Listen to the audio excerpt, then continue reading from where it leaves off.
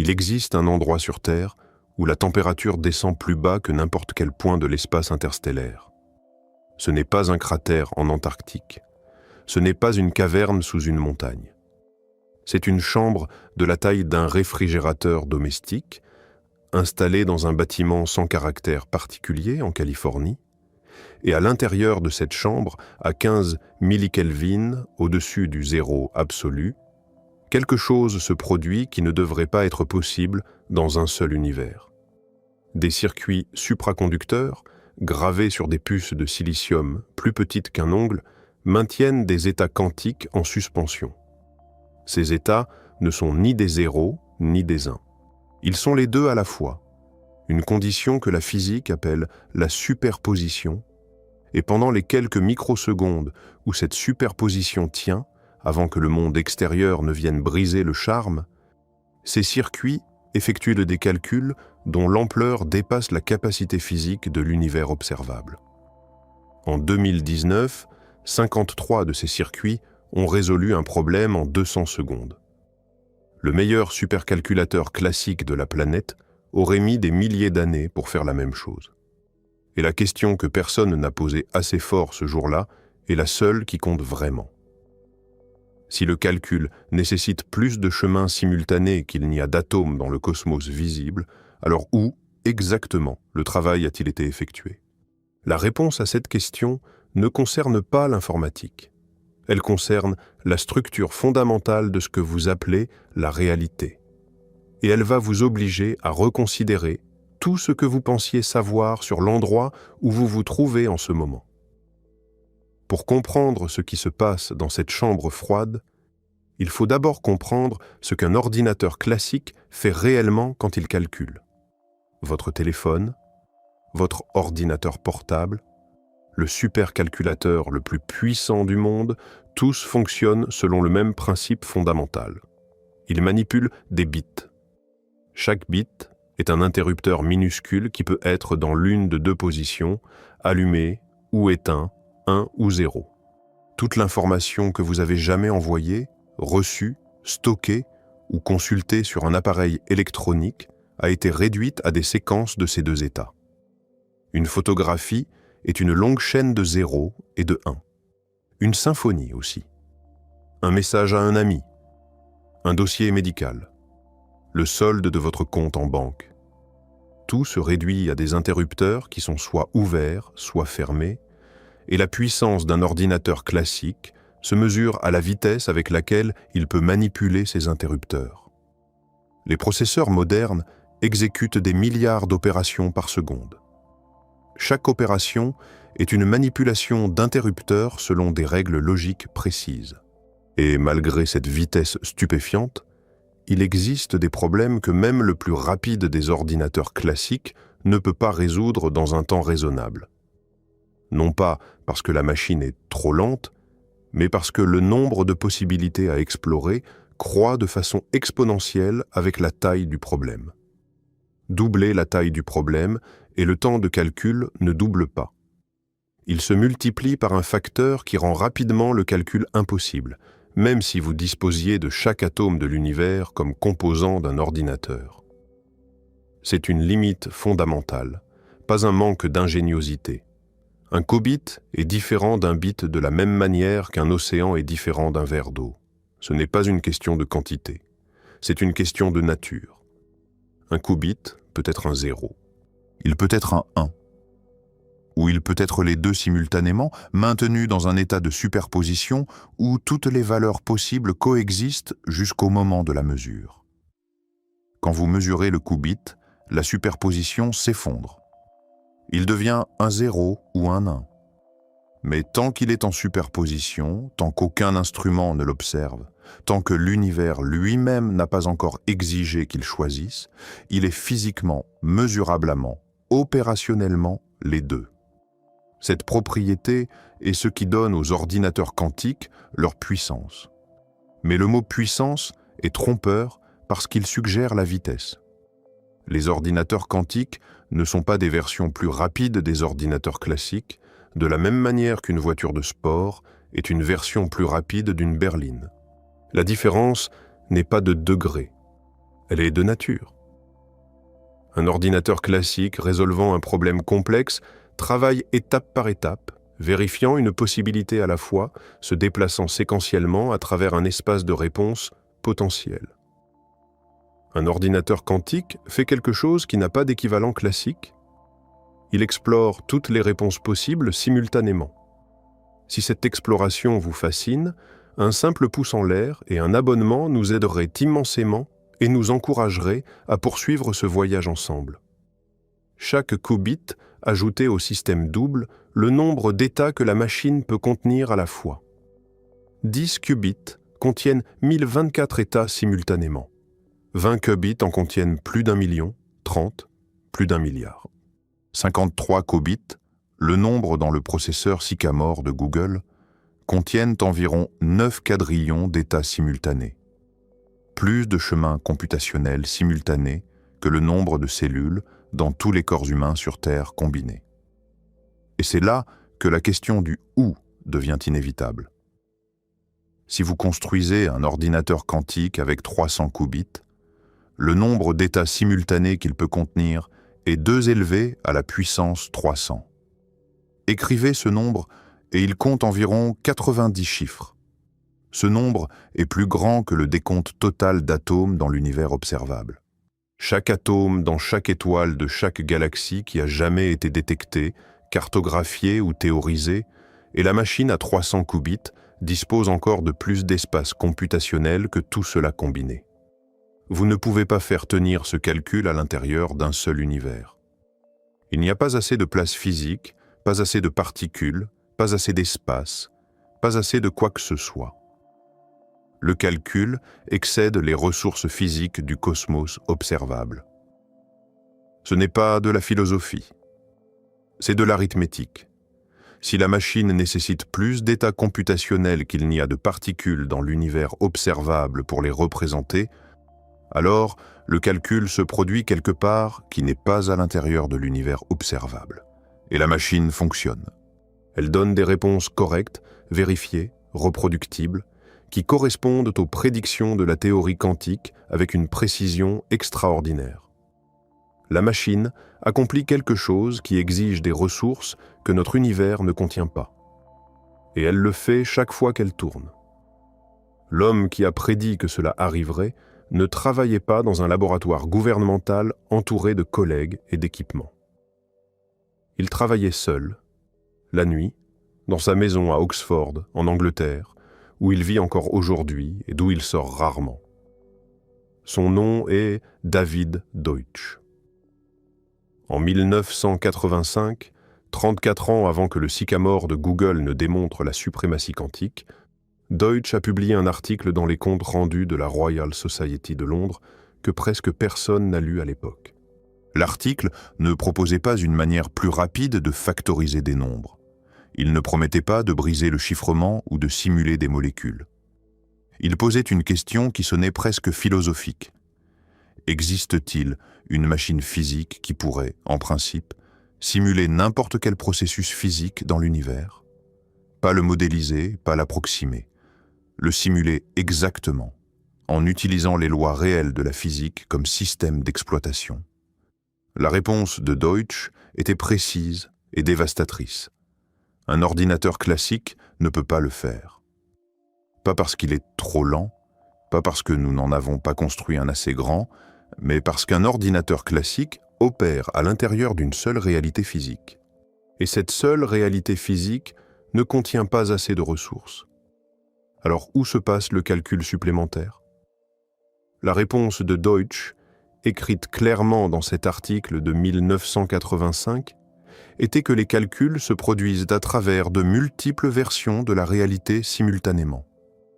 Pas comme une métaphore, comme un mécanisme physique. L'ordinateur quantique, argumentait Deutsch, est le premier appareil de l'histoire humaine qui nécessite l'existence de mondes parallèles pour fonctionner. Monde parallèle. L'expression sonne comme de la science-fiction. Elle appartient à un film, pas à une revue de physique. Mais Deutsch ne faisait pas de la science-fiction. Il faisait de la physique, rigoureuse, révisée par des pairs, formalisée mathématiquement. Et l'architecture théorique qu'il a décrite dans cet article est devenue le fondement sur lequel chaque ordinateur quantique jamais construit a été érigé. Il n'a pas simplement suggéré que les mondes parallèles pourraient exister. Il a montré que si la mécanique quantique est correcte et 60 ans de preuves expérimentales disent qu'elle l'est, alors la seule explication cohérente pour l'endroit où le calcul quantique se produit est à travers de multiples instances de la réalité opérant simultanément et s'interfaçant à travers un processus appelé interférence quantique. Les mauvais chemins computationnels s'annulent mutuellement. Les bons chemins se renforcent. La réponse qui apparaît sur votre écran est ce qui survit après que la physique de multiples réalités a été utilisée comme ressource computationnelle. Cette idée, l'interprétation des mondes multiples de la mécanique quantique, n'était pas originellement celle de Deutsch. Elle appartenait à un homme qui est un mort sans jamais savoir que ses mathématiques deviendraient le fondement d'une industrie de 1000 milliards de dollars. Son nom était Hugh Everett III. C'était un étudiant en doctorat à l'université de Princeton en 1957 quand il a soumis sa dissertation. La dissertation proposait que lorsqu'un système quantique est mesuré et semble s'effondrer d'une superposition de multiples états en un seul résultat, l'effondrement ne se produit pas réellement. Tous les résultats se réalisent. La réalité se branche. Chaque résultat possible a lieu dans sa propre version de l'univers. Le physicien Niels Bohr, qui à cette époque était la voix la plus puissante dans tout le domaine, l'architecte de l'interprétation de Copenhague, qui dominait la mécanique quantique depuis des décennies, a rejeté l'idée d'Everett. La communauté a suivi Bohr. Everett a quitté la physique académique presque immédiatement après avoir reçu son diplôme. Il est allé travailler pour le Pentagone, faisant de la modélisation mathématique pour les stratégies de ciblage d'armes nucléaires. Il calculait les taux de mortalité des retombées radioactives. Il buvait beaucoup. Il fumait constamment. Il connaissait à peine ses enfants. Il est mort d'une crise cardiaque en 1982 à l'âge de 51 ans sur son lit. Son fils Mark, qui deviendrait plus tard le chanteur principal d'un groupe de rock, a trouvé le corps. À sa propre demande, les restes d'Everett ont été incinérés et ses cendres jetées à la poubelle. Parce que, dans l'interprétation des mondes multiples, ce qui arrive à une configuration physique particulière n'a pas d'importance. Quelque part, dans une branche, il est toujours vivant. Sa fille Elisabeth a mis fin à ses jours en 1996. Un mot a été trouvé dans son sac disant qu'elle allait rejoindre son père dans un autre univers. L'interprétation des mondes multiples que Bohr a rejeté en 1957 est maintenant, selon qui vous interrogez, le cadre théorique dominant pour comprendre pourquoi les ordinateurs quantiques fonctionnent du tout. Le calcul, qui ne peut pas tenir dans un seul univers, tient parce que Everett avait raison. Il y a d'autres branches, et Deutsch a construit une machine qui les utilise. L'idée que tout l'établissement de la physique a rejetée pendant 30 ans s'est avérée être une exigence d'ingénierie. Les machines la nécessitent. Elles ne fonctionnent pas sans elles. Chaque ordinateur quantique dans chaque chambre réfrigérée de chaque laboratoire sur Terre est un testament physique aux mathématiques d'un homme qui a été enterré à la poubelle à sa propre demande, oublié par le domaine auquel il avait tenté de contribuer, rappelé maintenant parce que la technologie lui a donné raison. Réfléchissez à ce que cela signifie. Nous avons construit une machine qui fonctionne en atteignant des versions parallèles de la réalité et en extrayant des ressources computationnelles d'endroits que nous ne pouvons pas observer, que nous ne pouvons pas visiter, que nous ne pouvons pas photographier. La machine ne se soucie pas que vous croyiez aux univers parallèles. Elle tourne, elle donne des réponses, et les réponses sont correctes. Avant que tout cela ne soit construit, quelqu'un a dû expliquer comment. Pas où le calcul se produit. Nous en avons discuté. Pas pourquoi il est puissant. Nous en avons discuté aussi. Mais comment ? Quel est le mécanisme physique réel par lequel un ordinateur quantique prend un problème avec plus de réponses possibles, qu'il n'y a d'atomes dans l'univers observable, et retourne un seul résultat correct ? La réponse à cette question est venue de Richard Feynman. Et c'est à mon avis l'idée la plus belle et la plus troublante de toute cette histoire. En 1982, Feynman a donné une conférence au MIT où il a fait une observation qui semble simple, mais contient une révolution entière.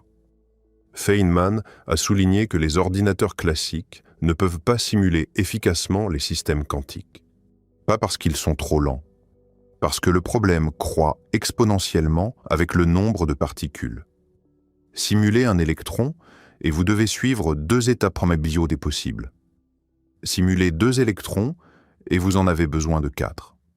10 électrons, 1024. 20 électrons, plus d'1 million. 30 électrons, plus d'1 milliard. 100 électrons et le nombre d'états que vous devez suivre dépasse le nombre d'atomes dans l'univers observable. La proposition de Feynman était élégante et radicale. Si vous voulez simuler la physique quantique, construisez une machine qui fonctionne selon la physique quantique. Laissez l'ordinateur lui-même être fait d'éléments quantiques qui obéissent aux lois quantiques. Laissez la machine être la chose qu'elle étudie. Et enchâssée dans cette proposition se trouvait une intuition sur le mécanisme qui s'est avéré être la clé de tout ce qui a suivi. Le mécanisme s'appelle l'interférence.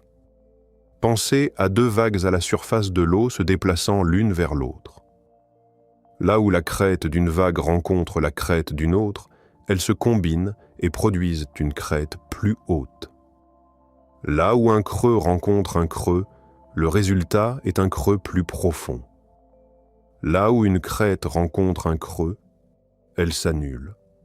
L'eau devient plate. Les vagues ne disparaissent pas. Elles ne cessent pas d'exister. Elles se détruisent mutuellement par l'alignement précis de leurs phases opposées. C'est l'interférence. Elle se produit avec les vagues d'eau. Elle se produit avec les ondes sonores. Elle se produit avec la lumière. Et elle se produit avec les probabilités quantiques. Un ordinateur quantique est conçu de manière à ce que tous les chemins computationnels menant à de mauvaises réponses s'annulent mutuellement, comme une crête rencontrant un creux à la surface de l'eau. Et tous les chemins menant à la réponse correcte se renforcent mutuellement, comme 2 crêtes se combinant en une crête plus grande. La machine ne tente pas chaque réponse possible pour vérifier ensuite laquelle est juste. Elle ne fouille pas dans une liste. Elle ne devine pas. Elle est structurée au niveau de sa conception physique, de sorte que les mauvaises réponses se détruisent elles-mêmes par interférence avant que le calcul ne soit terminé. Ce qui arrive à la fin, la réponse unique que la machine produit quand vous mesurez les qubits, n'est pas un coup de chance. C'est ce qui survit. C'est la dernière chose debout après que tout ce qui était incorrect a été systématiquement éliminé par la physique du calcul lui-même. La machine ne sélectionne pas la bonne réponse. Elle crée des conditions où les mauvaises réponses ne peuvent pas exister. Mais il y a une question préalable que presque personne ne pose à voix haute. Si un qubit est véritablement dans les 2 états en même temps, que fait-il entre les mesures? Quand aucun instrument ne l'observe, quand la boîte est scellée, quand l'univers lui-même n'a pas encore exigé de réponse définitive, que se passe-t-il dans cet espace entre la question et le résultat? Quelque chose de réel se produit-il là? Ou est-ce une commodité mathématique, une fiction utile qui produit des réponses correctes sans correspondre à aucun processus physique? La réponse à laquelle la physique est arrivée au cours des 40 dernières années est troublante d'une manière que la plupart des récits populaires de la mécanique quantique ne transmettent pas adéquatement. La réponse est que l'intervalle est réel. Le calcul qui se produit entre les mesures a réellement lieu physiquement. Et la raison pour laquelle il est caché à nos yeux, la raison pour laquelle nous ne voyons pas de chat simultanément vivant et mort, la raison pour laquelle le monde autour de nous paraît stable, défini et classique, n'est pas parce que la superposition est un tour mathématique. C'est à cause d'un processus appelé décohérence. Et la décohérence n'élimine pas les autres possibilités, elle les cache. Voici le cœur de la chose. Un système quantique reste en superposition reste dans cet état de multiples possibilités simultanées, seulement tant qu'il reste parfaitement isolé de tout ce qui l'entoure. Le moment où il interagit avec ne serait-ce qu'une seule particule de l'environnement extérieur, la superposition commence à se dissoudre. Pas à cause d'un acte mystique de la conscience, pas parce qu'un esprit humain l'a regardé. Simplement parce que de l'information sur le système a fui dans le monde environnant. Votre tasse de café est un système quantique. Elle était faite d'atomes, et les atomes obéissent à la mécanique quantique. En principe, votre tasse de café pourrait exister en superposition d'être sur la table et d'être par terre simultanément. Mais elle interagit constamment avec des milliards de particules chaque seconde. Des molécules d'air rebondissent sur sa surface. Des photons de la lumière de la pièce la frappent. Des vibrations thermiques dans la table la traversent. Chaque interaction emporte un minuscule morceau d'information quantique. Et une fois que cette information fuit, la superposition est détruite. L'état quantique de la tasse décoère. Elle choisit une position définie, elle devient classique. Pour votre tasse de café, ce processus se produit en environ 1/1 trillionnième de seconde. La décohérence est essentiellement instantanée aux échelles des objets quotidiens. Le monde classique que vous expérimentez, le monde d'objets définis dans des positions définies avec des propriétés définies, n'est pas la réalité fondamentale. C'est à quoi ressemble la réalité quantique après que la décohérence a fait son travail. C'est la surface. La superposition quantique en dessous est la profondeur. Et c'est là que tout se connecte directement aux ordinateurs quantiques. Pour maintenir un qubit en superposition assez longtemps pour calculer avec, il faut l'isoler de tout, parfaitement, complètement. Aucun photon errant ne peut le toucher. Aucune vibration ne peut l'atteindre. Aucune fluctuation thermique ne peut l'effleurer. Les machines que Google et IBM construisent sont refroidies à des températures plus froides que le vide de l'espace profond, à environ 15 millikelvin, soit environ 1/100 de degré au-dessus du zéro absolu. À cette température, presque tout mouvement thermique s'arrête. Les particules dans la machine bougent à peine. L'environnement est aussi silencieux que la physique le permet. Et dans ce silence, les qubits maintiennent leur superposition assez longtemps pour effectuer des calculs qu'aucun ordinateur classique ne peut égaler. Tout le défi d'ingénierie de l'informatique quantique se résume à une seule phrase. Garder le calcul caché de l'univers assez longtemps pour obtenir une réponse. C'est tout. Chaque système cryogénique, chaque bouclier électromagnétique, chaque chambre à vide, chaque plateforme d'isolation vibratoire dans chaque laboratoire d'informatique quantique sur Terre existe dans un seul but. Empêcher l'environnement de regarder les qubits avant que le calcul ne soit terminé. Parce que le moment où l'environnement regarde, le moment où une seule particule du monde environnant interagit avec le qubit et emporte ne serait-ce qu'un bit d'information quantique, la superposition s'effondre. Le calcul est ruiné. La réponse est perdue. Nous construisons des machines dont les opérations les plus puissantes se produisent derrière un mur qui sépare notre branche de la réalité des branches qui font le travail. Nous cachons délibérément nos calculs les plus conséquents de l'univers observable. Et la chose qui rend le mur nécessaire, la décohérence, le processus par lequel l'information quantique fuit dans l'environnement et les superpositions s'effondrent, est le même processus qui fait que le monde a l'air classique, solide et défini pour vous en ce moment.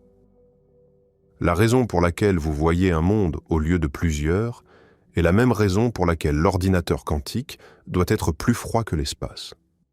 La décohérence. Le mur entre les mondes. En 1935, un physicien nommé Erwin Schrödinger s'est assis pour écrire ce qu'il croyait être le mot final contre la mécanique quantique. Il n'essayait pas de contribuer à la théorie, il essayait de la détruire. La théorie produisait des résultats qui correspondaient aux expériences avec une précision extraordinaire depuis plus d'une décennie. Elle prédisait le comportement des atomes, les spectres de lumière émises par les gaz chauffés, la stabilité des molécules, la conductivité des métaux. Chaque test la confirmait. Chaque mesure s'accordait avec ses équations. Et pourtant, Schrödinger trouvait l'une de ses affirmations centrales philosophiquement insupportable. L'affirmation était celle-ci: une particule n'a pas d'état défini jusqu'à ce que quelqu'un la mesure. Avant la mesure, elle existe en superposition de tous les états possibles à la fois. Schrödinger a construit une expérience de pensée destinée à exposer ce qu'il voyait comme une faille fatale. Il a imaginé un chat scellé dans une boîte en acier. À l'intérieur de la boîte, il y a une infime quantité de matériaux radioactifs. Si un seul atome de ce matériau se désintègre en 1 heure, un détecteur déclenche un mécanisme qui brise une fiole de poison, tuant le chat. Si aucun atome ne se désintègre, le chat vit. La mécanique quantique dit que l'atome radioactif existe en superposition de désintégrés et non désintégrés jusqu'à ce qu'il soit observé. Par conséquent, argumentait Schrödinger, le chat doit être simultanément vivant et mort jusqu'à ce que quelqu'un ouvre la boîte. Il trouvait cela ridicule. Il le présentait comme une réduction par l'absurde. Un argument logique montrant qu'un prémisse mène à une conclusion si prépostère que le prémisse lui-même doit être faux. La communauté physique a absorbé l'argument, l'a considéré attentivement et a fait la seule chose que Schrödinger n'avait pas anticipée. Elle a gardé la théorie.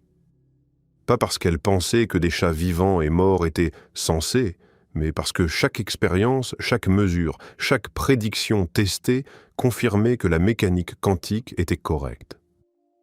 L'argument du chat, conçu comme une démolition, est devenu à la place l'illustration la plus célèbre de la chose même qu'il était supposé détruire. Schrödinger voulait montrer que la mécanique quantique était cassée. Ce qu'il a montré à la place, c'est que le monde n'est pas ce qu'il semble être. 3 ans après la proposition de Feynman, Deutsch a formalisé le concept et dans les décennies qui ont suivi, une série d'algorithmes ont été développés qui exploitaient l'interférence de manière de plus en plus puissante. Le plus célèbre a été publié en 1994 par un mathématicien nommé Peter Shor. Shor a écrit un algorithme, un ensemble d'instructions qu'un ordinateur quantique pourrait suivre, pour décomposer n'importe quel grand nombre en facteurs premiers. En surface, cela semble être un exercice mathématique abstrait sans connexion avec la vie quotidienne. La connexion devient visible le moment où vous comprenez comment le monde moderne protège ses secrets. Presque tout le chiffrement qui sécurise Internet, la couche mathématique qui garde votre compte en banque séparé de celui de tout le monde, qui protège les communications privées, qui garde l'infrastructure des gouvernements, des militaires, des hôpitaux et des réseaux électriques, est construit sur une seule hypothèse. L'hypothèse est que multiplier 2 grands nombres premiers ensemble est trop facile, mais travailler en sens inverse à partir du résultat pour trouver ces nombres premiers originaux est pratiquement impossible. Un ordinateur classique tentant de factoriser un nombre de plusieurs centaines de chiffres aurait besoin de plus longtemps que l'âge de l'univers pour trouver les facteurs premiers. Toute l'architecture de la sécurité numérique repose sur cette asymétrie computationnelle. Facile dans une direction, impossible en sens inverse. L'algorithme de Shor supprime cette asymétrie. Un ordinateur quantique suffisamment puissant exécutant l'algorithme de Shor pourrait factoriser ces grands nombres non pas en milliers ou millions d'années, mais en heures, possiblement en minutes. Le chiffrement qui protège la civilisation moderne, construit sur 50 ans, en supposant que la factorisation des nombres premiers est computationnellement infaisable, devient transparent, cassable, ouvert. La serrure qui garde chaque secret numérique du monde a une clé. Et Shor a montré exactement à quoi cette clé ressemble.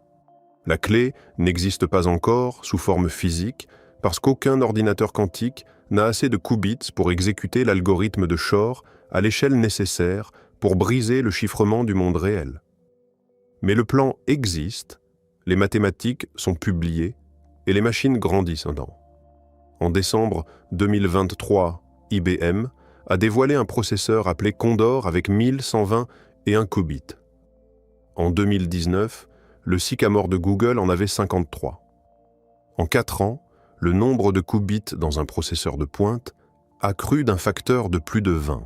Ce taux de croissance dépasse les projections que la plupart des chercheurs en informatique quantique faisaient en 2015. L'histoire des technologies exponentielles est une histoire de sous-estimation de la seconde moitié de la courbe. Nous sommes bons pour prédire le prochain doublement. Nous sommes terribles pour prédire à quoi ressemble le 15e doublement depuis le 3e. 2 ans après Shor, en 1996, un chercheur nommé Love Grover a publié un deuxième algorithme qui s'attaquait à quelque chose de plus général que la factorisation de nombres. L'algorithme de Grover s'attaque à la recherche. Imaginez une liste non triée contenant 1 milliard d'éléments et vous cherchez une entrée spécifique. Un ordinateur classique doit vérifier les éléments un par un. En moyenne, il trouve la cible après avoir vérifié la moitié de la liste. 500 millions de vérifications. L'algorithme de Grover trouve l'élément en environ la racine carrée d'1 milliard de vérifications, soit environ 31 600. Non pas parce qu'il se déplace plus vite à travers la liste, mais parce qu'il utilise l'interférence quantique pour amplifier la probabilité de la bonne réponse et supprimer la probabilité de chaque mauvaise réponse simultanément. Chaque mauvais élément dans la liste s'annule lui-même. Le bon élément se renforce. La machine ne cherche pas. Elle crée des conditions dans lesquelles tout ce qui n'est pas la réponse devient invisible. Il y a un physicien qui a passé 60 ans de sa vie à travailler au centre de la physique théorique et qui est arrivé à une conclusion qui ressemble à un koan zen, mais qui est formulée comme un énoncé physique précis. Son nom était John Archibald Wheeler. Il a inventé le terme « trou noir ». Il a travaillé avec Niels Bohr pour expliquer la fission nucléaire. Il a supervisé les dissertations doctorales de Richard Feynman et de Hugh Everett, 2 des esprits les plus importants de l'histoire de la théorie quantique.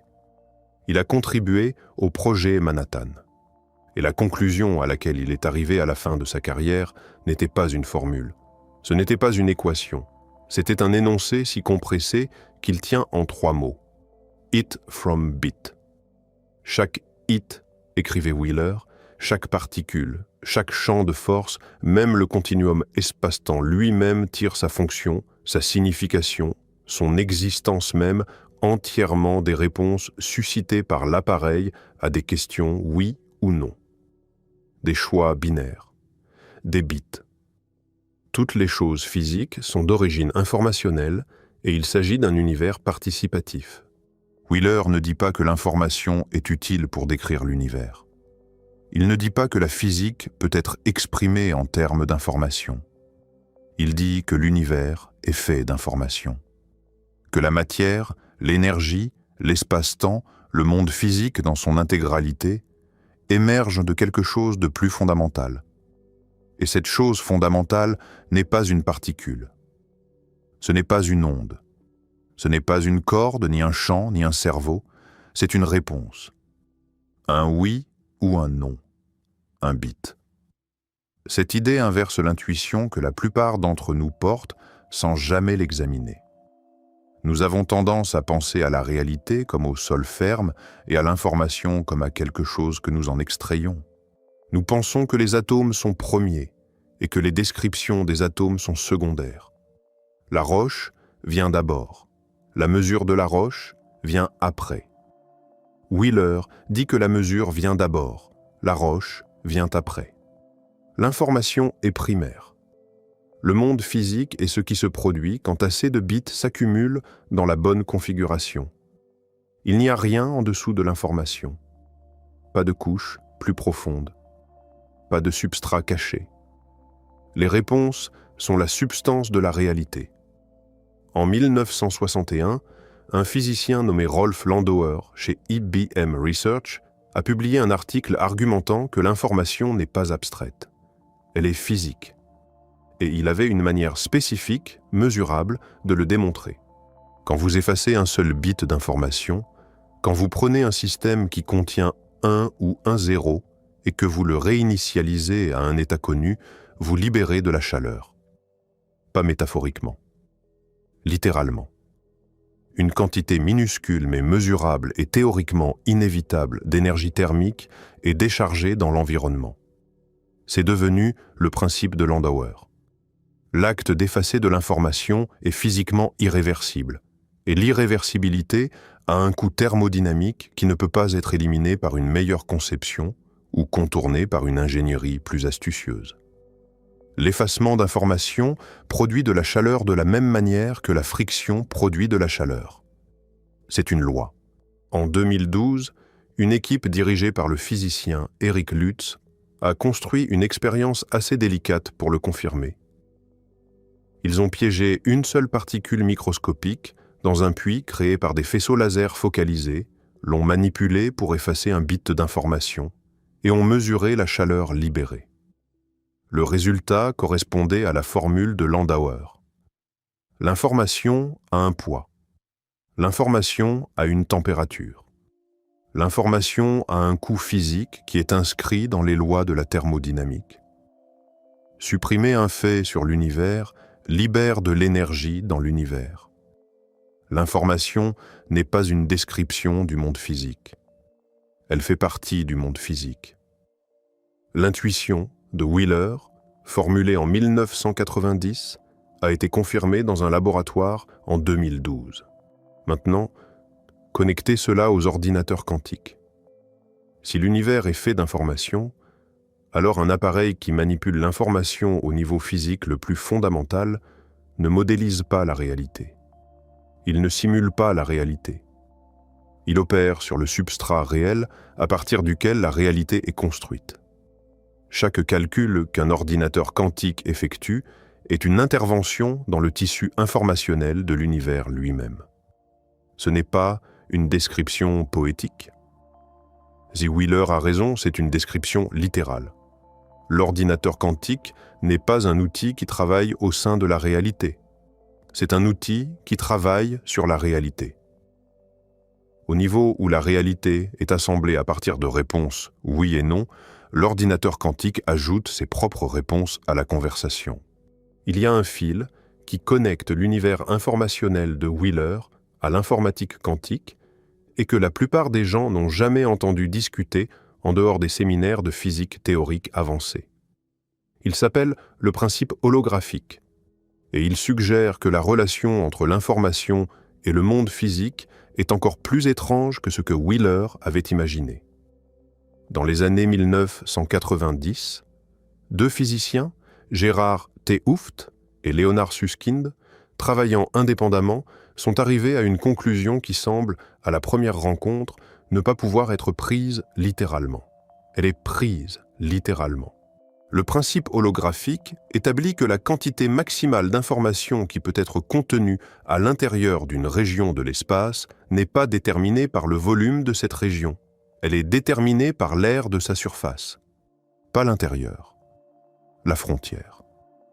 Vous vous attendriez à ce que doubler le volume d'une boîte double l'information qu'elle peut contenir? Plus d'espace, plus de place pour les particules, plus d'informations. Le principe holographique dit non. La capacité informationnelle varie avec la surface, pas avec le volume. Toute l'information décrivant tout ce qui se passe à l'intérieur d'une région, donnée de l'espace, est entièrement encodée sur la surface bidimensionnelle qui l'entoure. L'intérieur n'est pas la chose primaire, la frontière l'est. Ce qui signifie que quand un ordinateur quantique manipule l'information au niveau physique le plus fondamental, il opère peut-être à une couche de la réalité qui est plus basique que l'espace lui-même, pas à l'intérieur de l'espace, en dessous. Le calcul ne se produit pas dans un endroit, il se produit au niveau d'où les endroits émergent. Cette phrase mérite d'être relue. En 2016, l'Institut national des standards et de la technologie aux États-Unis a lancé une compétition. Ils ont invité des mathématiciens et des cryptographes du monde entier à soumettre de nouveaux algorithmes de chiffrement, pas des versions améliorées des existants, mais des algorithmes fondamentalement différents, construits sur des problèmes mathématiques qu'un ordinateur quantique exécutant l'algorithme de Shor ne pourrait pas briser. 82 équipes de 25 pays ont soumis des propositions. La compétition a duré 8 ans. Les standards finaux ont été publiés le 13 août 2024. Réfléchissez à ce que cette séquence d'événements communique réellement. Un organisme gouvernemental ne passe pas 8 ans et ne coordonne pas 82 équipes internationales pour résoudre un problème hypothétique. Il ne publie pas de standards contraignants pour une menace qui n'existe qu'en théorie. Le message implicite à l'intérieur de toute la structure de cette compétition est celui-ci. Les personnes ayant accès aux informations classifiées sur l'état du matériel quantique croient que la menace est réelle, qu'elle arrive, et qu'elle arrive sur un calendrier qui nécessite une action maintenant. Pas dans 50 ans, maintenant. Il y a un terme que les gens en cryptographie utilisent pour l'écart entre quand les machines quantiques deviennent capables de briser le chiffrement actuel et quand le nouveau chiffrement est réellement installé partout. Le concept s'appelle « récolter maintenant, déchiffrer plus tard ». L'idée est simple. Vous n'avez pas besoin d'un ordinateur quantique aujourd'hui pour voler les secrets de demain. Vous collectez les données chiffrées maintenant. Vous les stockez. Vous attendez. Les données reposent sur des serveurs, sur des disques durs, dans des archives. Elles sont chiffrées. Elles sont illisibles. Elles sont sûres selon les standards d'aujourd'hui. Et puis, à un moment dans le futur, quand un ordinateur quantique suffisamment puissant pour exécuter l'algorithme de Shor à l'échelle nécessaire devient disponible, vous faites passer les données stockées à travers. Le chiffrement s'ouvre. Les données deviennent lisibles. Chaque courriel, chaque transaction, chaque communication classifiée, chaque dossier médical, chaque secret d'État, tout ce qui a été chiffré avec les algorithmes que Shor a prouvés cassables en 1994 devient transparent. Pas dans le futur, maintenant. Parce que les données ont déjà été collectées. La serrure s'ouvrira. La seule question est quand. Mais la menace cryptographique, aussi alarmante soit-elle, n'est que l'expression la plus concrète de quelque chose de plus profond. La vraie histoire de l'impact de l'informatique quantique n'est pas ce qu'elle peut casser, c'est ce qu'elle peut voir. L'algorithme de Grover ne s'applique pas seulement aux bases de données, il s'applique à la reconnaissance de motifs, à la découverte de structures cachées dans les données, à l'identification de corrélations qu'aucun système classique ne pourrait détecter parce que l'espace de recherche classique est trop vaste et les motifs trop subtils. Un ordinateur quantique, exécutant l'algorithme de Grover à travers un ensemble de données suffisamment grand, ne trouve pas juste ce que vous cherchez plus vite. Il trouve des choses dont vous ne saviez pas qu'elles étaient là. La découverte de médicaments. L'interaction entre une molécule candidate et un récepteur protéique implique des effets de mécanique quantique que les ordinateurs classiques ne peuvent pas pleinement simuler. Le nombre de configurations moléculaires possibles pour un seul candidat médicament, interagissant avec un seul site récepteur, dépasse la capacité computationnelle de chaque supercalculateur classique sur Terre combinée. Les ordinateurs quantiques, construits sur la même physique qui gouverne les interactions moléculaires, peuvent simuler ces systèmes nativement. Pas par approximation. En exécutant les mêmes règles quantiques que les molécules elles-mêmes obéissent. L'intuition originale de Feynman, de 1982, était précisément celle-ci. Si vous voulez simuler la physique quantique, construisez une machine qui fonctionne selon la physique quantique. Le potentiel de réduire les délais de développement de médicaments de décennies à années, d'identifier des composés thérapeutiques que le criblage classique ne trouverait jamais, de simuler des processus biologiques au niveau moléculaire avec une fidélité quantique complète, représente une transformation aussi fondamentale que l'invention du microscope. La science des matériaux. Les propriétés d'un matériau, sa conductivité, sa résistance, sa température de supraconductivité, sa capacité à stocker de l'énergie, sont déterminées par le comportement de mécanique quantique de ces électrons. Concevoir un nouveau matériau avec des propriétés spécifiques désirées nécessite actuellement des années d'essais et d'erreurs expérimentaux, parce que la simulation quantique du comportement des électrons dans un réseau cristallin est computationnellement intraitable pour les machines classiques. Un ordinateur quantique pourrait simuler ces systèmes directement, prédire les propriétés de matériaux qui n'ont jamais été synthétisés, identifier des supraconducteurs qui opèrent à température ambiante, concevoir des batteries avec des densités d'énergie qui transforment l'économie de l'énergie renouvelable, la modélisation climatique. Le comportement des systèmes atmosphériques implique des interactions entre des milliards de molécules au niveau quantique. Les modèles climatiques actuels sont forcés d'utiliser des approximations et des moyennes parce que la simulation quantique complète de la chimie atmosphérique est au-delà de la portée classique. Les ordinateurs quantiques pourraient y modéliser ces interactions avec une fidélité qui révèle des dynamiques invisibles aux simulations actuelles, identifiant potentiellement des points de basculement, des boucles de rétroaction et des stratégies d'atténuation que les modèles d'aujourd'hui ne peuvent pas résoudre. Et puis il y a les applications auxquelles personne n'a encore pensé. C'est la partie qui mérite le plus d'attention et qui en reçoit le moins. Chaque technologie véritablement transformative de l'histoire a produit des conséquences que ses créateurs n'avaient pas anticipées. Les inventeurs de l'imprimerie n'ont pas prévu la réforme protestante. Les concepteurs d'Internet n'ont pas prédit les réseaux sociaux. Les ingénieurs qui ont construit le premier transistor n'ont pas imaginé qu'il mènerait à un appareil dans chaque poche contenant plus de puissance de calcul que le programme Apollo. Les applications qui définiront l'informatique quantique, celles qui remodèleront les économies et les institutions et l'expérience quotidienne d'être en vie, n'ont pas encore été conçues. Elles viendront de l'intersection de la capacité quantique avec des problèmes que nous ne considérons pas actuellement comme résolubles. Les machines grandissent. En 2019, 53 qubits. En 2023, 1121.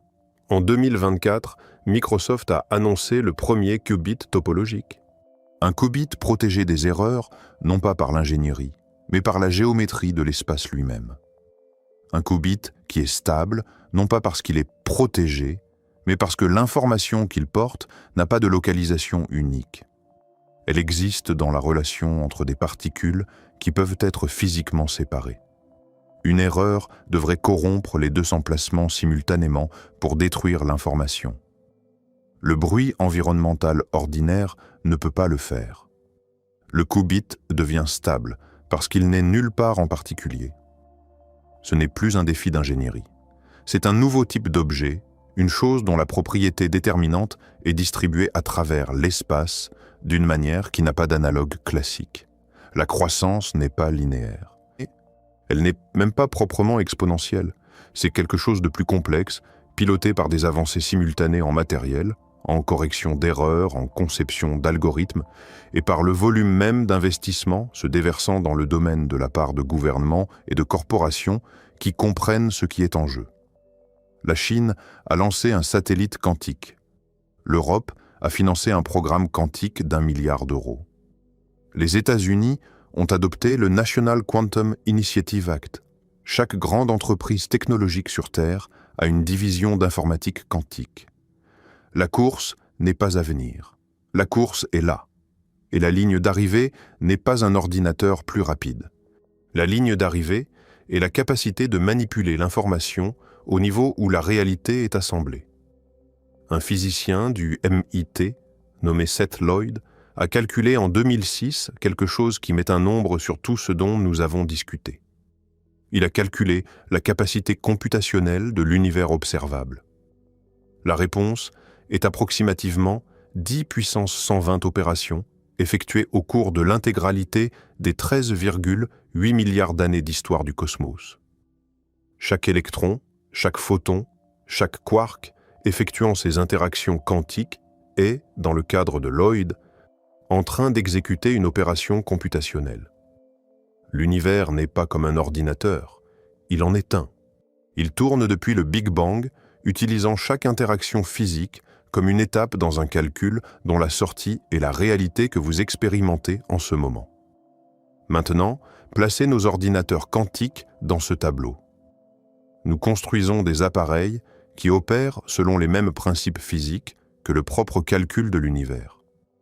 Ils utilisent les mêmes règles de mécanique quantique, la même superposition, le même enchevêtrement, la même interférence. Ils ne modélisent pas l'univers de l'extérieur. Ils y participent, ajoutant leurs opérations au total, devenant, dans un sens petit mais physiquement réel, partie du calcul en cours de l'univers. Ce qui soulève une question qui mérite plus d'attention qu'elle n'en reçoit. Si l'univers calcule quelque chose et que nous ajoutons notre propre calcul quantique à ce processus, changeons-nous le résultat? La trajectoire du calcul de l'univers est-elle altérée par ce que nous calculons à l'intérieur? Et si oui, dans quelle direction le poussons-nous? Nous avons commencé cette histoire avec un nombre, 200 secondes contre 10 000 ans, un écart si grand qu'il semblait être une erreur de mesure plutôt qu'un fait physique. Mais ce n'était pas une erreur. C'était un point de données. Et chaque point de données que nous avons examiné depuis a pointé dans la même direction. La machine fonctionne parce qu'elle atteint au-delà de notre univers. L'information qu'elle manipule est peut-être la substance primaire de la réalité. Le chiffrement qui protège le monde moderne vit sur du temps emprunté depuis 1994. Les institutions qui devraient se préparer ne commencent que maintenant à bouger. Et l'implication la plus profonde de toutes, celle qui se trouve sous chaque détail technique et chaque discussion politique, est que nous avons construit un outil qui interagit avec le tissu de l'existence à un niveau plus fondamental que l'espace et le temps. Nous n'avons pas construit cet outil parce que nous comprenions ce que nous construisions. Nous l'avons construit parce que la physique fonctionnait, parce que les équations le prédisaient, parce que les expériences le confirmaient, parce que les ingénieurs résolvaient un problème à la fois sans nécessairement confronter la portée complète de ce qu'ils construisaient. Et maintenant, l'outil existe. Il grandit. Il double. Il approche des seuils qui vont remodeler la cryptographie, la médecine, la science des matériaux, l'intelligence artificielle et l'équilibre mondial du pouvoir. Deutsch croit véritablement que l'interprétation des mondes multiples est correcte. Pas comme une hypothèse de travail, pas comme un cadre utile, comme une description de la réalité actuelle. Il croit que quand un ordinateur quantique tourne, le calcul se produit à travers un vaste nombre de versions parallèles de l'univers simultanément. Que ces instances parallèles sont aussi réelles que celles-ci et que la machine atteint véritablement cette structure parallèle et en extrait des réponses. Et la machine qui l'a aidé à concevoir fonctionne. Elle donne des réponses correctes. Elle surpasse les ordinateurs classiques sur des problèmes qui peuvent être vérifiés indépendamment. Si la machine fonctionne et que la seule explication cohérente pour pourquoi elle fonctionne nécessite des univers parallèles, alors la question n'est pas de savoir si les univers parallèles existent. La question est ce que cela signifie que nous ayons construit un appareil qui les utilise et ce que cela signifie que nous l'ayons fait sans que la plupart du monde comprenne ce que nous avons réellement construit. La question que nous continuons de nous poser est celle-ci. Que signifie vivre à l'intérieur d'une réalité qu'une machine peut dépasser? Que signifie le fait que la chaise sur laquelle vous êtes assis, la pièce dans laquelle vous vous trouvez, le corps que vous habitez, existe dans une branche d'une structure si vaste que sa capacité computationnelle dépasse le nombre d'atomes dans l'univers observable? Que signifie le fait qu'il y ait des versions de vous en ce moment dans d'autres branches qui ont fait des choix différents à chaque jonction quantique depuis le moment de votre conception? Pas métaphoriquement, pas comme une expérience de pensée, comme la spécification d'ingénierie d'une machine fonctionnelle. L'interprétation des mondes multiples ne dit pas que les univers parallèles sont possibles. Elle dit qu'ils sont nécessaires. La machine les requiert. Sans eux, le calcul n'a nulle part où se produire. Sans eux, les réponses n'ont pas d'origine. Les mathématiques ne sont pas ambiguës. Les expériences ne sont pas équivoques. La machine tourne et les réponses sont correctes, et les ressources dépassent notre univers. Mais la question qui devrait vous hanter longtemps après que cette histoire se termine n'est pas une question sur ses applications. Elle est plus simple et plus fondamentale que toutes combinées. Nous avons construit une machine qui fonctionne en atteignant des versions parallèles de la réalité. Nous avons confirmé qu'elle fonctionne. Nous avons vérifié les réponses. Nous avons publié les articles. Nous avons construit l'industrie. Et nous n'avons jamais posé la question la plus basique de toutes. Si nous pouvons les atteindre, peuvent-elles nous atteindre? Si le calcul tire des ressources d'autres branches, l'interaction va-t-elle dans les deux sens? La porte que nous avons ouverte est-elle un miroir sans teint ou une fenêtre? La physique ne répond pas à cette question. Pas encore. Les mathématiques de l'interférence quantique décrivent comment l'information provenant de branches parallèles se combine pour produire un résultat dans notre branche. Elles ne décrivent pas ce qui se passe dans les autres branches après que le calcul est terminé. Elles ne nous disent pas si l'acte de calcul quantique, d'atteindre le multivers et d'en extraire une réponse, a des conséquences qui se propagent en retour à travers les branches dont nous avons tiré des ressources. Elles ne nous disent pas si les branches le remarquent. Deutsch a travaillé sur ce problème pendant 40 ans. Il ne l'a pas résolu.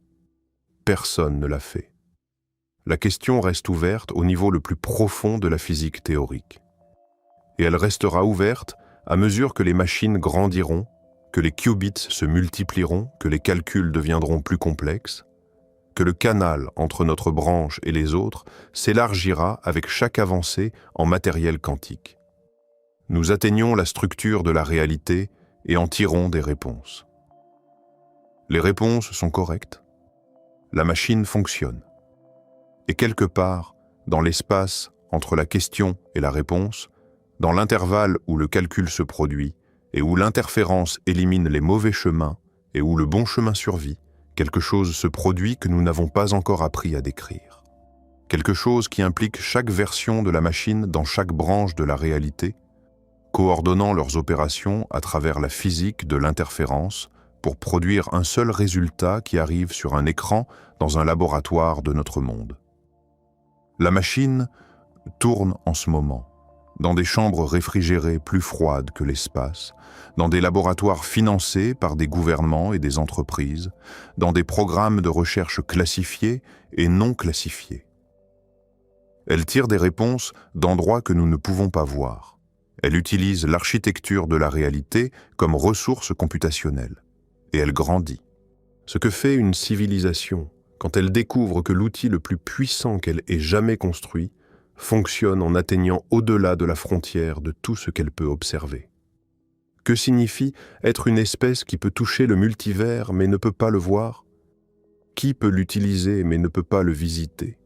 Qui peut en extraire mais ne peut pas savoir ce qu'il prend en retour? La machine tourne. La porte est ouverte. Et la seule chose honnête à dire est que nous ne savons pas ce qui se trouve de l'autre côté.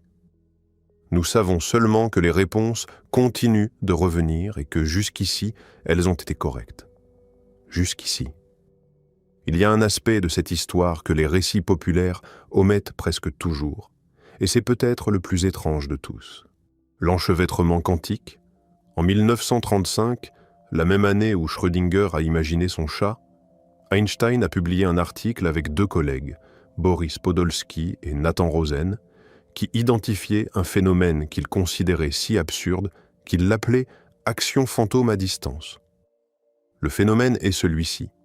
Quand 2 particules quantiques interagissent d'une certaine manière, elles deviennent enchevêtrées. À partir de ce moment, leurs propriétés sont corrélées d'une manière qui n'a pas d'équivalent dans le monde classique. Mesurez l'état de l'une, et vous connaissez instantanément l'état de l'autre, peu importe la distance qui les sépare. Pas à la vitesse de la lumière. Instantanément. Placez une particule enchevêtrée sur Terre et envoyez l'autre à l'autre bout de la galaxie. Mesurez celle qui est sur Terre. Au même instant, pas une nanoseconde plus tard, pas un millionième de seconde après, au même instant précis, l'autre particule adopte l'état corrélé correspondant à 100 000 années-lumière de distance. Einstein détestait cette idée. Il pensait qu'elle prouvait que la mécanique quantique était incomplète, qu'il devait y avoir des variables cachées, des propriétés prédéterminées que les particules portaient avec elles depuis leur interaction initiale, comme deux gants mis dans des boîtes séparées. Ouvrez une boîte et trouvez un gant gauche, vous savez immédiatement que l'autre boîte contient un gant droit. Pas de magie, juste de l'information préexistante. En 1964, un physicien irlandais nommé John Bell a démontré mathématiquement que cette explication par les variables cachées est fausse. Bell a dérivé une inégalité, un test mathématique que toute théorie à variables cachées locales devait satisfaire. La mécanique quantique prédit une violation de cette inégalité. Et les expériences menées pour la première fois par Alain Aspect à Paris en 1982, puis avec une rigueur croissante dans les décennies suivantes, ont confirmé la violation de manière catégorique. Les particules enchevêtrées ne portent pas de propriétés préexistantes. Elles n'ont littéralement pas d'état défini jusqu'à ce qu'une mesure soit effectuée. Et quand la mesure est effectuée sur l'une, l'autre répond instantanément. Pas de signal transmis, pas de mécanisme de communication, pas de délai mesurable. L'enchevêtrement est le tissu connectif du multivers dans l'interprétation des mondes multiples. Quand deux qubits sont enchevêtrés dans un ordinateur quantique, ils partagent un état quantique commun. Mesurer l'un affecte instantanément l'autre. Cette corrélation est ce qui permet aux ordinateurs quantiques de coordonner des calculs à travers un nombre vertigineux de chemins computationnels simultanés. Sans enchevêtrement, un ordinateur quantique serait simplement une collection de qubits indépendants. Avec l'enchevêtrement, il devient quelque chose d'entièrement différent. Un réseau de corrélation qui lie ensemble toutes les branches de la computation, permettant à l'interférence de fonctionner à travers l'ensemble du système, dirigeant les mauvaises réponses vers l'annulation et les bonnes vers le renforcement. En 2022, le prix Nobel de physique a été décerné à Alain Aspect, John Clauser et Anton Zeilinger pour leurs expériences avec des photons enchevêtrés, établissant la violation des inégalités de Bell et ouvrant la voie à la science de l'information quantique. C'était la première fois que le comité Nobel reconnaissait explicitement que l'enchevêtrement quantique n'est pas seulement un phénomène théorique, c'est une ressource exploitable. Un outil d'ingénierie. La même action fantôme qu'Einstein rejetait en 1935 est devenue, 87 ans plus tard, la base d'une industrie technologique dont la valeur est estimée à des centaines de milliards de dollars dans les prochaines décennies. Il y a une expérience de pensée que les physiciens utilisent pour illustrer la puissance de l'enchevêtrement et elle mérite d'être racontée parce qu'elle rend tangible quelque chose qui autrement reste abstraitement mathématique. Imaginez que vous avez un problème qui nécessite de chercher à travers un labyrinthe gigantesque avec 1 milliard de couloirs. Un ordinateur classique devrait explorer chaque couloir un par un, tournant à chaque intersection, revenant en arrière quand il rencontre un cul-de-sac, avançant quand le chemin continue. En moyenne, il trouverait la sortie après avoir exploré la moitié des couloirs. 500 millions de tentatives. Un ordinateur quantique ne parcourt pas le labyrinthe. Il fait quelque chose de si fondamentalement différent que le mot « parcourir » ne s'applique même pas. Grâce à la superposition, il existe simultanément dans chaque couloir du labyrinthe. Grâce à l'enchevêtrement, toutes ces positions simultanées sont corrélées entre elles, formant un réseau de relations quantiques qui couvre l'intégralité du labyrinthe en une seule fois. Et grâce à l'interférence, les chemins qui mènent à des cul-de-sac s'annulent progressivement, tandis que le chemin qui mène à la sortie se renforce. Le résultat final émerge non pas parce que la machine a trouvé la bonne réponse, mais parce que toutes les mauvaises réponses se sont éliminées elles-mêmes. Ce qui reste est la sortie. Cette image du labyrinthe est utile, mais elle est aussi inadéquate parce qu'un labyrinthe avec 1 milliard de couloirs est encore un objet qui tient dans notre imagination. Les vrais problèmes que les ordinateurs quantiques peuvent résoudre impliquent des espaces de recherche tellement vastes qu'aucune image mentale ne peut les contenir. Un espace avec 2 puissance 300 configurations possibles est un espace qui dépasse non seulement notre intuition, mais la capacité physique de notre univers observable à le représenter. Chaque atome de chaque étoile, de chaque galaxie, dans chaque direction, ne suffirait pas à énumérer les possibilités. Et pourtant, la machine explore cet espace, en tire une réponse, et la réponse est correcte. Le mécanisme par lequel elle le fait, l'interférence quantique opérant à travers des qubits enchevêtrés en superposition, est le même mécanisme que celui par lequel l'univers lui-même traite l'information au niveau le plus fondamental. La machine ne triche pas. Elle parle la langue maternelle de la réalité. Il y a un danger concret et immédiat que cette technologie pose, au-delà de la menace cryptographique que nous avons déjà couverte, et il concerne l'intelligence artificielle. Les réseaux neuronaux qui alimentent les systèmes d'IA modernes sont essentiellement des machines d'optimisation. Ils cherchent des motifs dans d'immenses ensembles de données, ajustant des millions ou des milliards de paramètres pour minimiser une fonction d'erreur. Ce processus d'optimisation, d'entraînement, est computationnellement intensif. Il consomme des quantités colossales d'énergie et de temps de calcul. Un ordinateur quantique pourrait accélérer ce processus de manière que nous commençons à peine à comprendre. Des algorithmes quantiques d'apprentissage automatique sont déjà en développement. Certains exploitent la superposition pour explorer simultanément de vastes espaces de paramètres. D'autres utilisent l'enchevêtrement pour capturer des corrélations dans les données que les algorithmes classiques ne peuvent pas détecter. D'autres encore combinent les deux pour créer des architectures d'apprentissage entièrement nouvelles qui n'ont pas d'équivalent classique. Les implications sont doubles et contradictoires. D'un côté, l'IA quantique pourrait résoudre des problèmes que l'IA classique ne peut pas toucher. Simuler des systèmes biologiques avec une fidélité suffisante pour concevoir des médicaments sur mesure. Optimiser des réseaux énergétiques à l'échelle mondiale. Modéliser des systèmes climatiques avec une précision qui révèle des interventions possibles.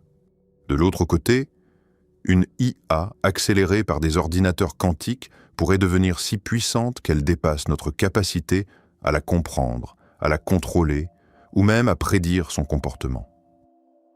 Un système d'optimisation qui opère à travers un espace de solutions plus vaste que l'univers observable est un système dont les décisions pourraient être fondamentalement incompréhensibles pour un esprit humain.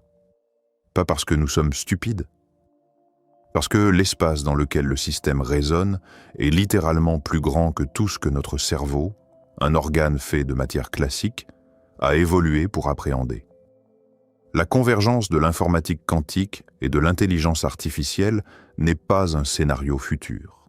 C'est un programme de recherche actif dans chaque grande entreprise technologique et dans plusieurs programmes gouvernementaux classifiés. Les premiers avantages quantiques en apprentissage automatique pourraient apparaître dans la prochaine décennie. Et quand ils apparaîtront, la nature de l'IA changera d'une manière que notre cadre conceptuel actuel n'est pas équipé pour anticiper.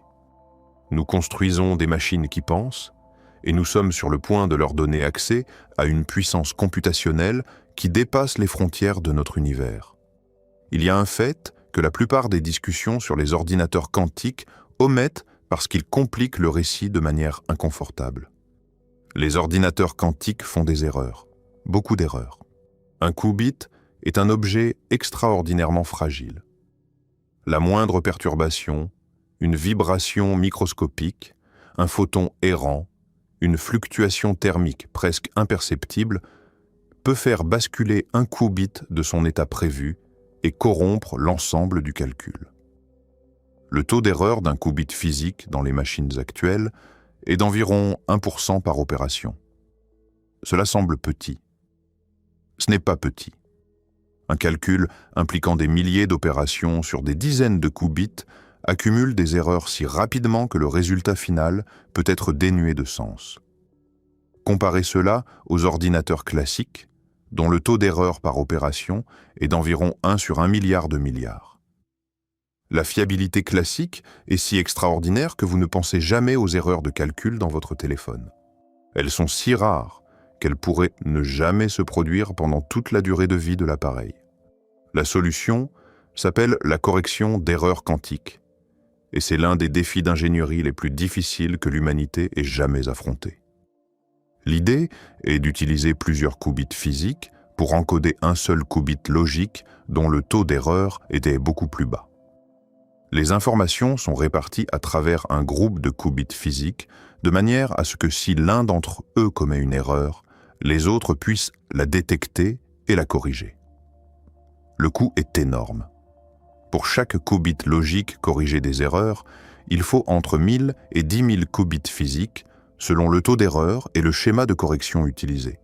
Un ordinateur quantique capable d'exécuter l'algorithme de Shor à l'échelle nécessaire pour briser le chiffrement du monde réel nécessiterait environ 4000 qubits logiques.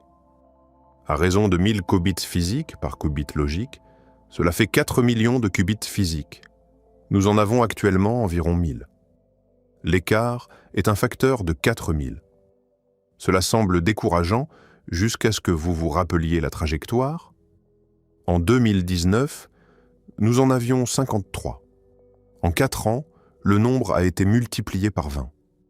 Si cette trajectoire se maintient, et il y a des raisons structurelles de penser qu'elle le fera, la barre des millions de qubits pourrait être atteinte dans les années 2030. Pas demain, mais pas dans un siècle non plus. Il y a quelque chose de profondément vertigineux dans le fait que la correction d'erreurs quantiques elle-même soit un processus quantique qui nécessite le même isolement, la même superposition, le même enchevêtrement que le calcul qu'elle protège.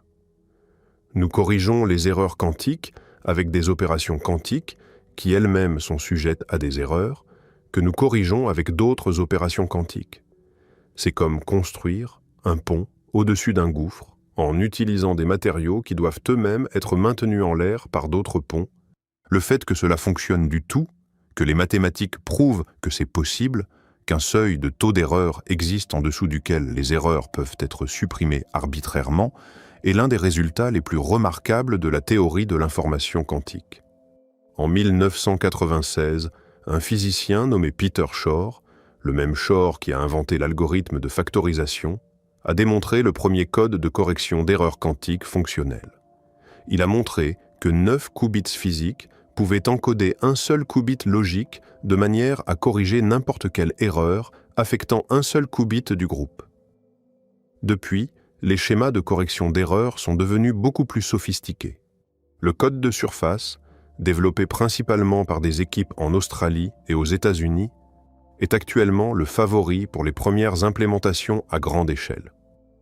Il arrange les qubits sur une grille bidimensionnelle et utilise des mesures de stabilisateurs pour détecter et corriger les erreurs sans jamais observer directement les qubits de données, ce qui détruirait leur superposition.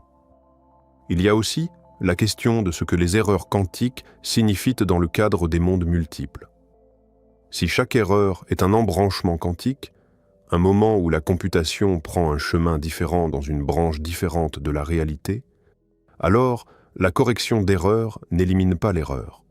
Elle redirige notre branche de la computation vers le chemin correct en réalignant l'interférence quantique pour supprimer les branches erronées. Nous ne corrigeons pas les erreurs, nous sélectionnons la branche où le calcul est correct. La distinction est subtile mais profonde.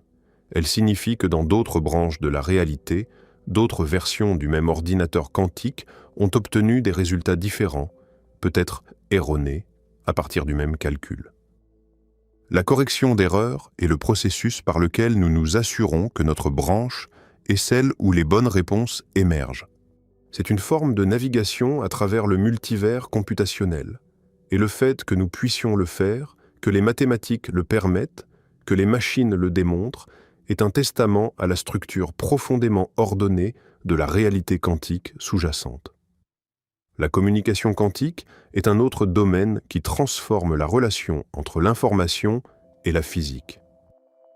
La distribution de clés quantiques, un protocole qui utilise les propriétés de la mécanique quantique pour générer des clés de chiffrement dont la sécurité était garantie par les lois de la physique plutôt que par la difficulté computationnelle, existe déjà. Des systèmes commerciaux sont opérationnels.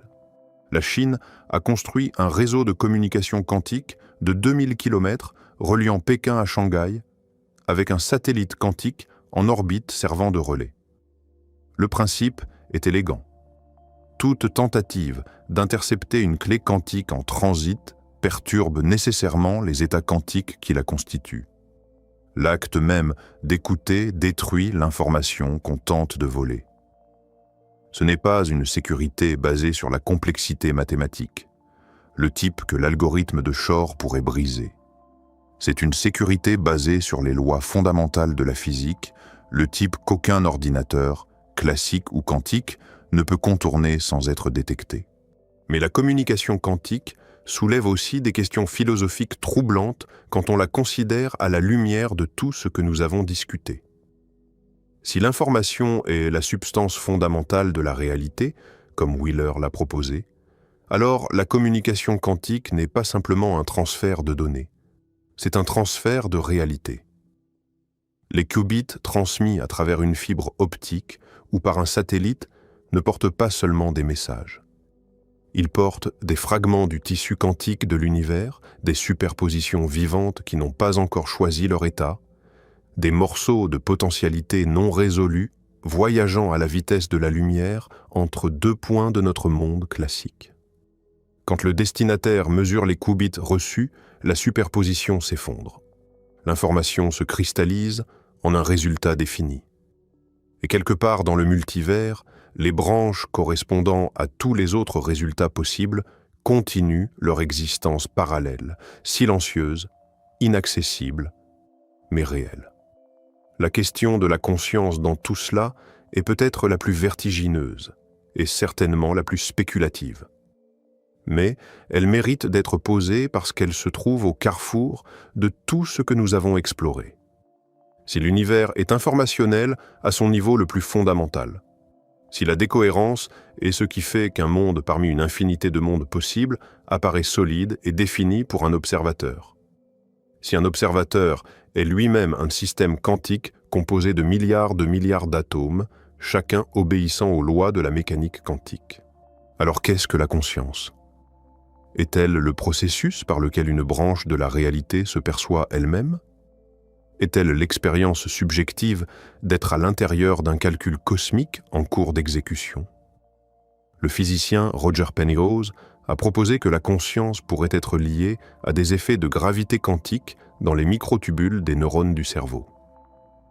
L'anesthésiste Stuart Hameroff a développé cette idée dans un modèle appelé ORC-OR, qui suggère que la conscience résulte de réductions objectives orchestrées de la fonction d'onde dans ces structures cellulaires. Le modèle est controversé. La plupart des neuroscientifiques le rejettent. Beaucoup de physiciens le considèrent spéculatif au-delà de ce que les données supportent. Mais le fait même que la question soit posée sérieusement par des scientifiques respectés et que les instruments pour la tester approchent de la sensibilité nécessaire est significatif. Si la conscience est un phénomène quantique, même partiellement, alors nous sommes non seulement des observateurs de la réalité quantique, mais des participants actifs dans le processus qui fait que la réalité se solidifie autour de nous. Wheeler l'a dit clairement. C'est un univers participatif. Nous ne regardons pas le cosmos de l'extérieur. Nous sommes à l'intérieur du calcul. Et chaque acte d'observation, chaque mesure, chaque décision qui résout une superposition en un résultat défini est une contribution au processus par lequel l'univers se calcule lui-même dans l'existence. L'ordinateur quantique n'est alors pas simplement une machine que nous avons construite, c'est un miroir. Un miroir qui nous montre, pour la première fois avec une clarté technique, ce que nous avons toujours été.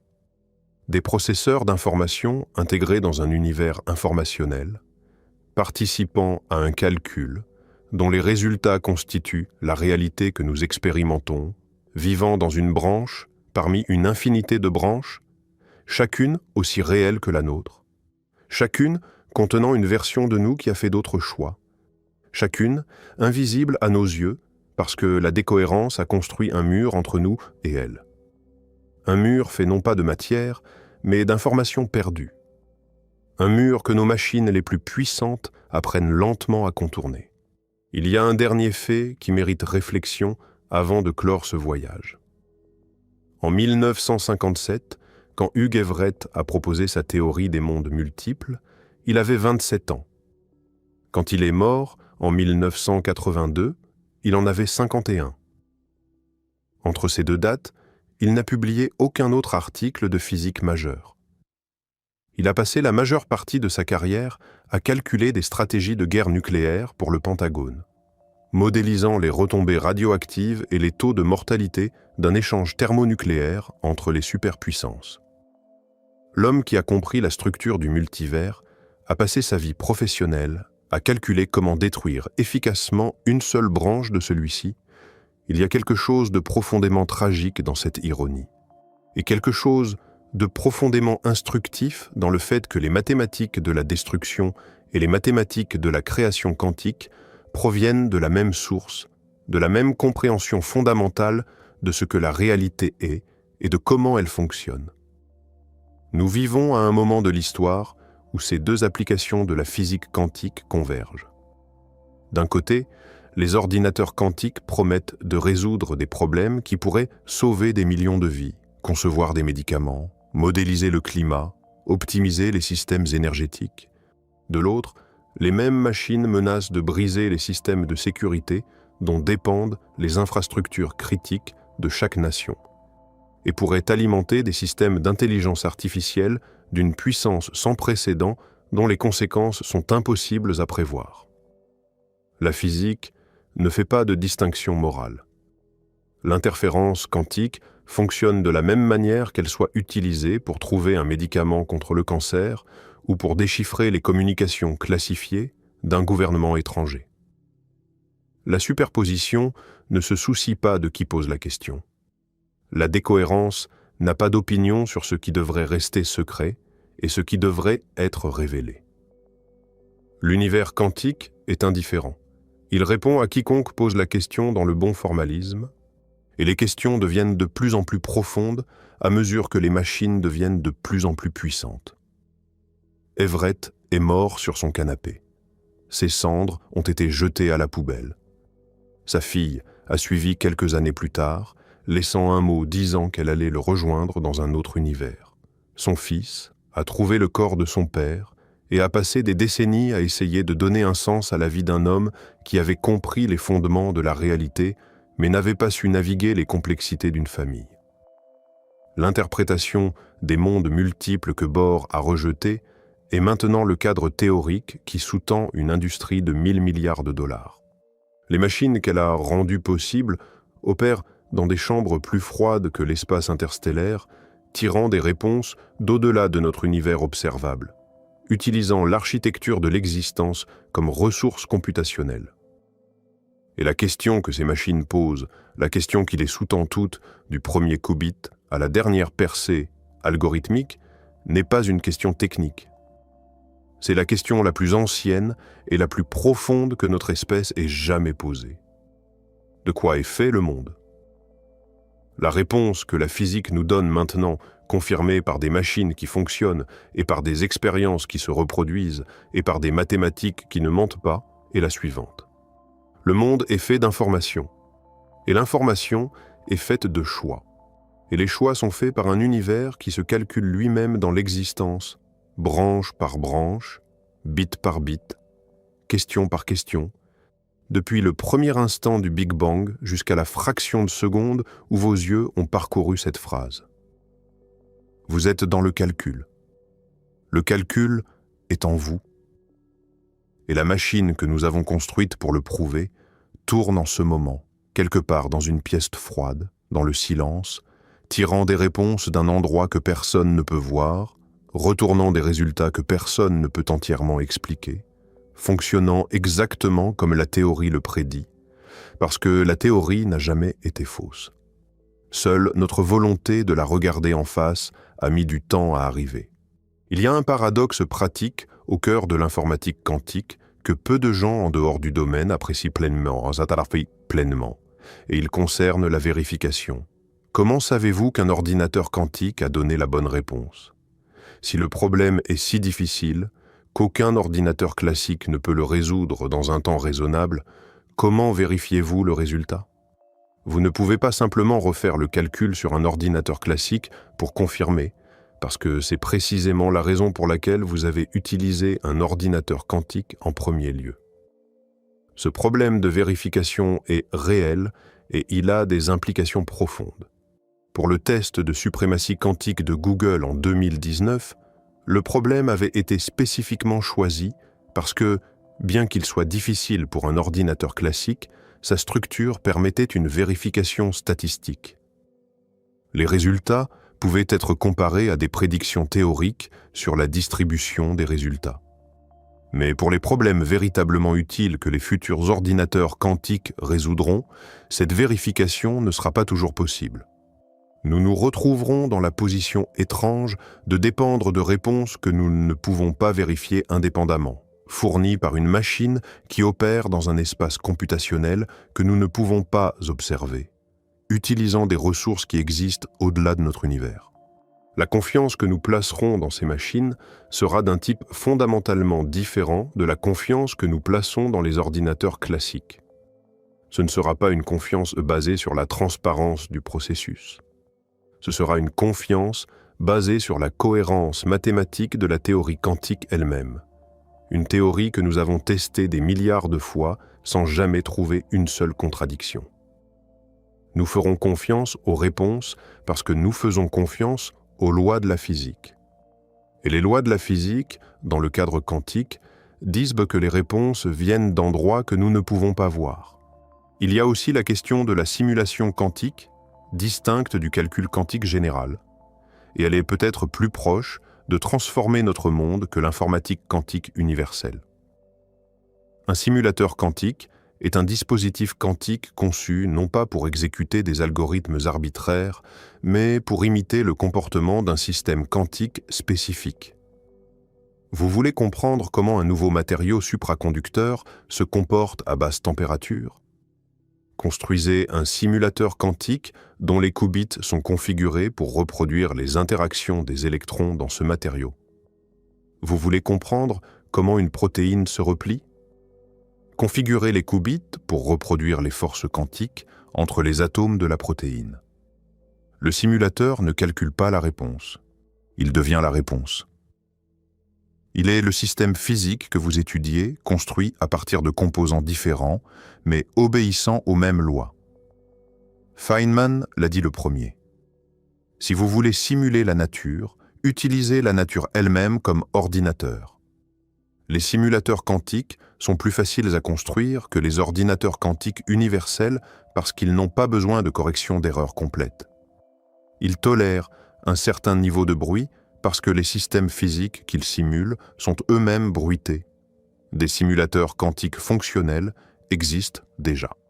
Des équipes à Harvard, au MIT, en Autriche et en Chine ont construit des systèmes avec des centaines d'atomes piégés dans des réseaux optiques, simulant des modèles de physique de la matière condensée que les supercalculateurs classiques les plus puissants ne peuvent pas traiter.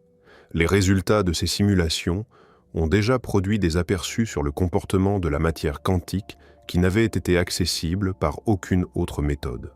La géopolitique de l'informatique quantique est un sujet que les récits scientifiques évitent généralement, mais qui est essentiel pour comprendre la vitesse et la direction du développement. En ce moment, 3 blocs géopolitiques mènent la course quantique.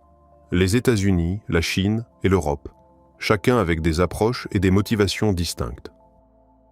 Les États-Unis possèdent les entreprises technologiques les plus avancées dans le domaine, Google, IBM, Microsoft, et une constellation de start-up dont certaines sont évaluées à des milliards de dollars.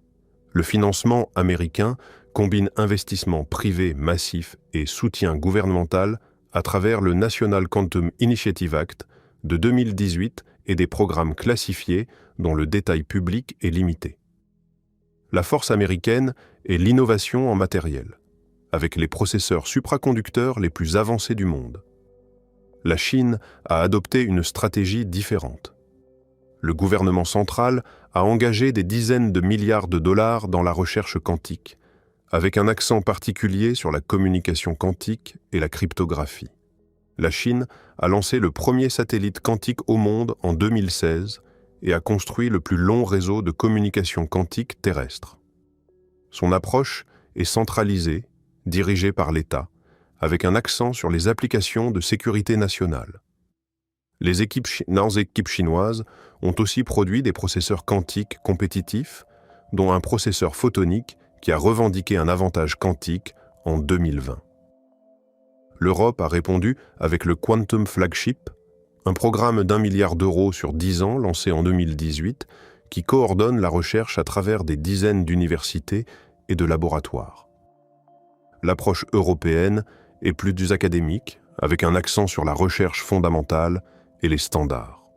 La force européenne réside dans la théorie et dans certaines niches de matériel, notamment les pièges à ions et les processeurs à semi-conducteurs. Mais la compétition la plus significative ne se déroule pas entre les nations. Elle se déroule entre les approches technologiques. Il y a au moins 5 architectures de qubits en concurrence. Les qubits supraconducteurs utilisés par Google et IBM, les ions piégés utilisés par IonQ et Quantinuum, les qubits photoniques utilisés par Xanadu et PsiQuantum, les qubits à semi-conducteurs développés par Intel et des équipes universitaires, et les qubits topologiques que Microsoft poursuit. Chaque approche a des avantages et des inconvénients. Les qubits supraconducteurs sont les plus développés, mais nécessitent un refroidissement extrême. Les ions piégés ont les temps de cohérence les plus longs, mais sont plus lents. Les qubits photoniques peuvent opérer à température ambiante, mais sont plus difficiles à enchevêtrer. Les qubits topologiques promettent une correction d'erreurs intrinsèques, mais n'en sont qu'à leurs débuts expérimentaux. Le vainqueur de cette compétition technologique déterminera non seulement quelle architecture domine, mais aussi quel pays ou quelle alliance contrôle l'accès aux calculs les plus puissants jamais réalisés par l'humanité. Il y a un concept en informatique quantique qui est rarement discuté publiquement, mais qui est d'une importance capitale pour comprendre où nous en sommes réellement. Ce concept s'appelle l'avantage quantique pratique, et il est distinct de la suprématie quantique que Google a revendiquée en 2019. La suprématie quantique signifie qu'un ordinateur quantique a résolu un problème spécifique plus vite qu'aucun ordinateur classique ne le pourrait. Mais le problème résolu par Sycamore était artificiel, conçu pour être facile pour une machine quantique et difficile pour une machine classique, sans aucune application pratique. L'avantage quantique pratique est différent. Il signifie qu'un ordinateur quantique résout un problème réel, un problème que quelqu'un veut réellement résoudre, plus efficacement qu'aucune méthode classique connue. Nous n'y sommes pas encore. Le consensus parmi les chercheurs est que l'avantage quantique pratique pour des problèmes commercialement significatifs est encore à 5 ou 15 ans. Mais les candidats pour le premier avantage pratique sont déjà identifiés. La simulation de molécules pour la conception de médicaments, l'optimisation de portefeuilles financiers, la logistique de chaînes d'approvisionnement complexes, la modélisation de risques pour les assurances, l'entraînement de certains types de modèles d'apprentissage automatique. Chacun de ces domaines implique des problèmes d'optimisation combinatoire dont la complexité croît exponentiellement avec la taille. Exactement le type de problème où les ordinateurs quantiques excellent en théorie. La transition de la suprématie quantique à l'avantage quantique pratique est le moment où cette technologie cessera d'être une curiosité de laboratoire et deviendra un outil économique. Le jour où un fonds d'investissement utilisera un ordinateur quantique pour identifier une stratégie de trading impossible à découvrir classiquement. Le jour où une entreprise pharmaceutique utilisera un simulateur quantique pour identifier un candidat médicament qu'aucun criblage classique n'aurait trouvé. Le jour où un réseau électrique sera optimisé par un algorithme quantique d'une manière qui réduit les émissions de carbone d'un pourcentage mesurable. Ce jour-là, l'informatique quantique cessera d'être un sujet de discussion pour physiciens et deviendra un sujet de discussion pour économistes, stratèges militaires, régulateurs et dirigeants d'entreprises. Et ce jour approche à une vitesse que la plupart des gens sous-estiment, parce que nous sous-estimons toujours la seconde moitié d'une courbe exponentielle. Il reste une image qui mérite d'être gravée dans l'esprit avant de quitter ce voyage. Imaginez que vous êtes debout au bord d'un océan la nuit. L'eau est noire. Le ciel est noir. Vous ne pouvez pas voir l'horizon. Vous ne pouvez pas voir le fond. Vous savez que l'océan est là parce que vous entendez les vagues. Vous sentez l'air salé. Vous percevez l'immensité devant vous sans pouvoir la mesurer. Maintenant, imaginez qu'on vous donne un instrument. Un petit appareil lumineux, pas plus grand qu'une lanterne, qui vous permet de projeter un faisceau dans l'eau et de voir, pendant une fraction de seconde, quelques mètres de profondeur. Vous voyez des formes, des mouvements, des structures que vous n'auriez jamais soupçonnées depuis la surface. Puis, la lumière s'éteint et l'océan redevient noir. Mais vous savez maintenant. Vous savez que sous la surface, il y a un monde entier, un monde structuré, dynamique, peuplé de choses que vous ne pouvez pas voir à l'œil nu. L'ordinateur quantique est cette lanterne. L'océan est la réalité quantique, le multivers, le substrat informationnel dont émerge le monde classique que vous percevez au quotidien. Chaque calcul quantique est un bref éclat de lumière projeté dans la profondeur. Chaque résultat correct qui revient est une confirmation que la profondeur est si réelle, qu'elle est structurée, qu'elle contient des ressources que notre branche de la réalité ne possède pas à elle seule. Et chaque avancée en matériel quantique, chaque qubit supplémentaire, chaque amélioration en correction d'erreurs rend la lanterne un peu plus puissante, le faisceau un peu plus profond, la vision un peu plus claire. Nous n'en sommes qu'au début. La lanterne est faible. Le faisceau est étroit.